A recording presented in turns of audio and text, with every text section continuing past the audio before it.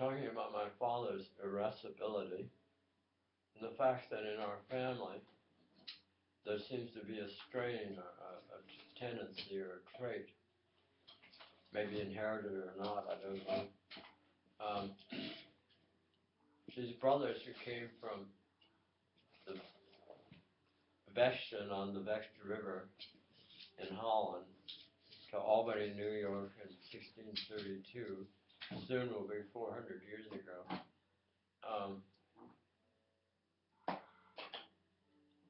In about 20 years, one of them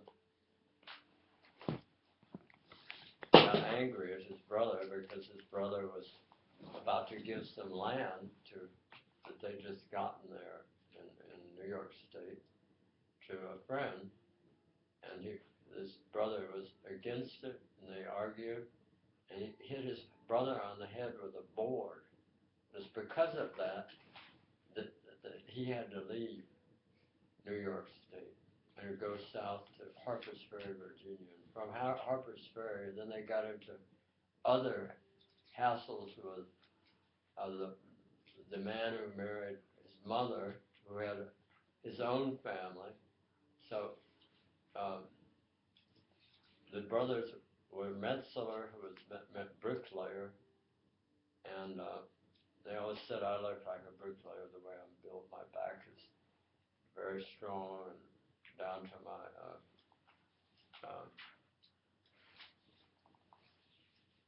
lower lumbar section, part of my back, are very, very strong. I mean, my father-in-law said, God, he looks like a bricklayer. When I took my shirt off once before I was going swimming.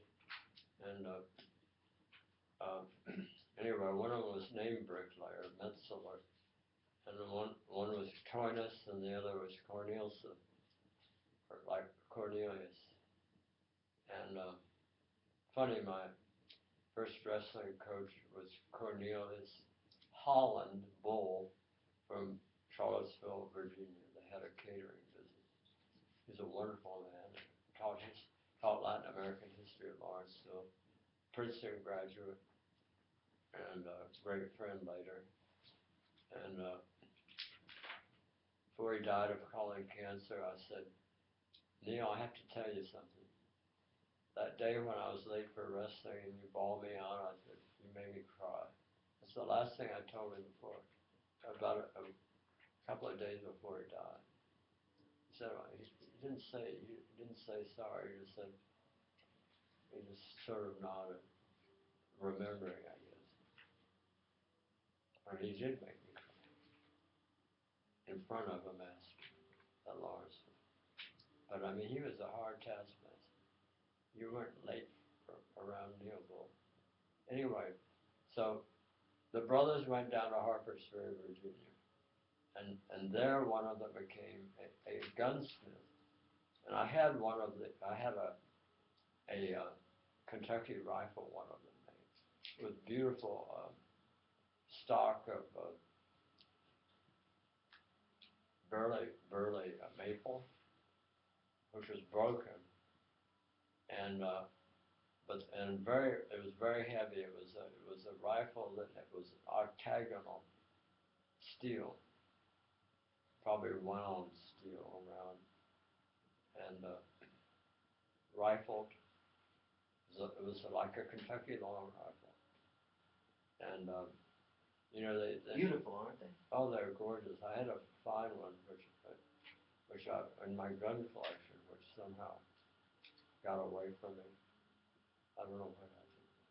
Anyway, this gun was one of the guns that was made in the Van Vactor family in Harpers Ferry, Virginia, where they were gunsmiths. And then they got into a situation with the man who had married their mother and had his own family, children around, and one of the brothers actually got married and decided, because he was not getting along with his father-in-law, and his father-in-law was probably going to get some of the land and inherit mother was going to leave him some land, but they didn't want that.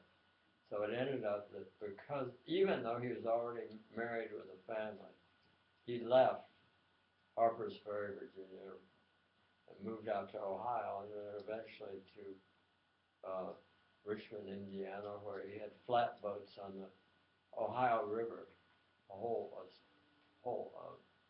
slew of flatboats, and they were very wealthy. I have actually a lithograph of his farm and a beautiful drawing. I don't know whether it was in ink originally. I don't think it was engraved, but I do have a copy of that someplace. Probably the paper, because it had acid in it, is deteriorated. However, he had a whole family, very prosperous. They found $1,000 when he died, buried in the barn. He left to each of his sons. He left a team of a fine riding horse and a team of horses for pulling wagons or whatever, or a plow, and $1,000 in gold. Every son, and 640 acres of land, which is a section of land. And then they found $10,000 buried in the barn, which he's probably keeping for himself. That's my family. That's the stock I come from. And I always feel that anger is the source of great energy. It's like the fuel that drives me, gets me up in the morning to get things done, and gives me ambition to succeed and get my works written, get them on paper, get them in good form, corrected, and everything worked out, whether it's a piece of fiction or an essay.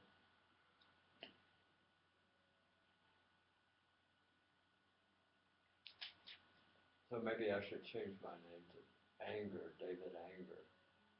I thought of a David Anchor. I love the symbol of the anchor. I should be drawing on it. There's a river near the convent of Saint Jean de France called Brécourt, and there's a river that comes through from Ganges. We were talking about Lower Normandy. And the Ganges is where there's a beautiful chateau with 3 or 4 buildings, and stuck away in the woods below the convent of Saint Jean de France. She was the daughter of Henry XI of France, and my friend Germaine actually went to Bourges and took a piece of the wood, and I think that's where maybe she was sanctified, in Bourges. It's a beautiful, beautiful church. I made the mistake of not going to see the stained glass windows because I was in a rush to get on the road. When I was last in Bourges, one of the most beautiful of the cathedrals, along with Chartres and Amiens, and of course Notre Dame, Rouen,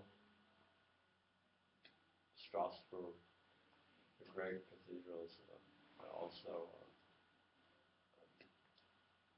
Mont La Jolie, another shitty fucking town. Well, I know, but there's a good cathedral there. Then there's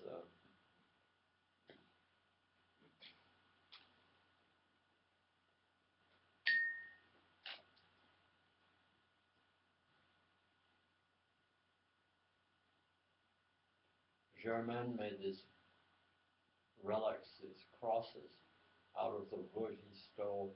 One was this knife and cut out of the stairway at Bourges, where Saint Jean de France was sanctified, I believe, or got her vision of her calling to become a sister of that particular order.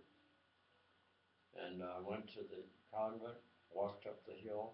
I saw Germain outside trying to fix their gate. And I helped him steady the gate because it was very heavy and about to fall over on it. And then I invited him to dinner, and he and his partner came out. She was the lover of Claude Lelouch, the great director and filmmaker who made A Man and a Woman. Music by Michel Legrand, about a race car driver. And he was then, we went to the ceremony when a street was dedicated to Claude Lelouch in Deauville. We went to that ceremony. Germain was there with this lady, the Lelouch's former lover, girlfriend or something. Anyway, lots to tell. That's all I have to do for now. Happy New Year and Merry Christmas.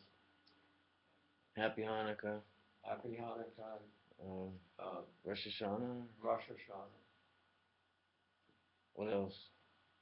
Something about all the festivals around Christmas. Isn't the 25th of December based on some Babylonian festival? In the Roman calendar, I think it was called Saturnalia. It's about Saturn. I mean, wasn't Jesus born in September? I don't know that. Well, if you're talking there's talk. It's in the Bible they're talking about seeing the shepherds, and why would the shepherds be out with the flock in the middle of December, late December? Well, they were. We read in Matthew, in the first chapters of Matthew about the Magi, the wise men from the east, following the star to get to Bethlehem. And they come bearing gifts, frankincense and myrrh, to offer to the mother, the Virgin Mary, and the child, and the shepherds. And then they have to flee to Egypt because Herod is now doing away with the children. Pardon. All right, whatever. How about just a bland, happy holidays? Yeah, a safe holiday, traveling, and to be with family and friends. Blessings on all from the presbyter at Saint Michel de Vive and the Van Baxter family. Don't drink and drive. That's right.